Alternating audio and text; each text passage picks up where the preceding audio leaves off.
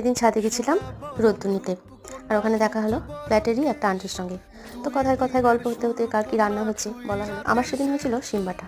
তো উনি শুনে বললেন যে শিম বাটা তো কোনোদিন খাইনি, কীভাবে করো? তো আমি বলে দিলাম কীভাবে করি। আর উনি বললেন যে আমি ফুলকপির ডাঁটা বাটা একদিন করেছিলাম জানো, আমার মেয়ের কাছে শেখা, তো খুব ভালো লেগেছে। আমি বললাম যে কীভাবে করেছে। উনি বললেন ফুলকপি যে নরম ডাঁটাগুলো হয় সেগুলো কেটে নিয়ে প্রেসারে নুন দিয়ে সেদ্ধ করে নিতে হবে, আর তারপরে সেটা মিক্সিতে পেস্ট করে নিতে হবে। এরপর কড়াইয়ে সর্ষের তেল, কালো জিরে, কাঁচা লঙ্কা, রসুন কুচি ফোড়ন দিয়ে পেস্টটা ঢেলে দিতে হবে।